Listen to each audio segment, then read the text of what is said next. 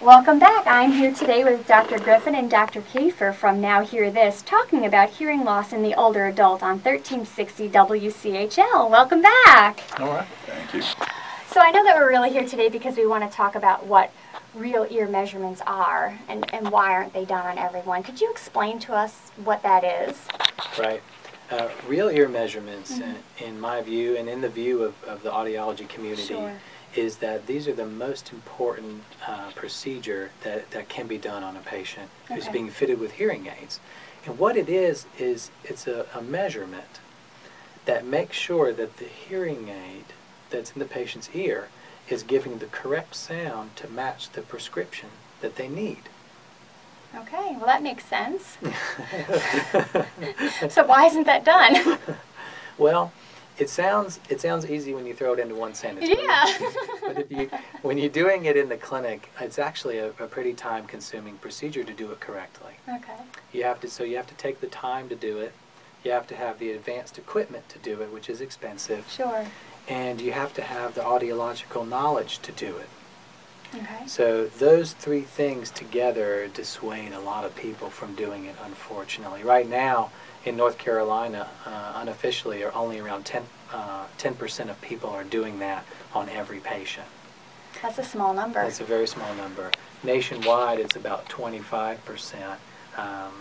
But we think that really and truly it should be done on every patient, and that is the recommendation of the American Academy of Audiology, and it's best for the person themselves to hear their best. Yeah, definitely. Yeah. I know that Dr. Kiefer was mentioning when we were on break, he was watching the sound frequencies of our voices, and he said, you know, people really need to know that your voice has so many different frequencies to it. Absolutely, absolutely. And you know, the thing about hearing loss is when you have hearing loss, it could cut out a part of the frequencies of speech.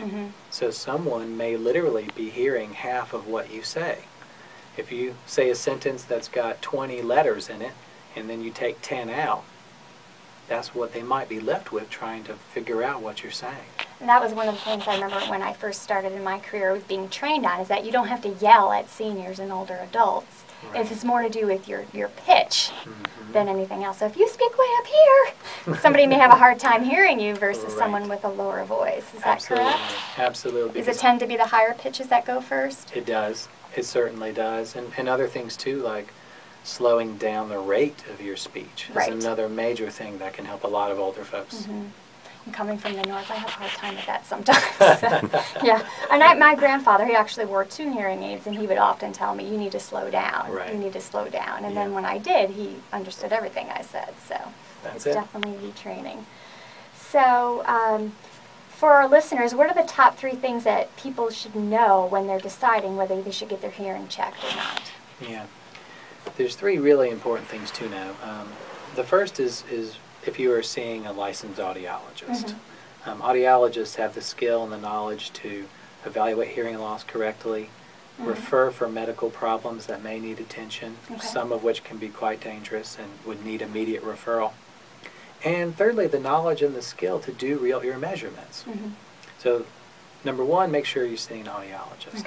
Number 2 would be to make sure that that audiologist is doing real ear measurements, because once again, that is the most critical step in the care of a patient with hearing loss. It has to be done for them to hear well. I've heard so many people complain that their hearing aids are too uncomfortable, they're too loud, they hear all the background noise, they can't stand being in a group setting or a high ceiling. Why is this happening to people? Exactly, yeah. The main reason is that because the hearing aids are not properly fitted for the prescription they need. So does that have to do with the real ear measurements? Absolutely. Okay. For example, if you were to go somewhere that didn't have the equipment and they were to adjust the hearing aids, without real ear measurements, they wouldn't know exactly how to adjust it for the best hearing.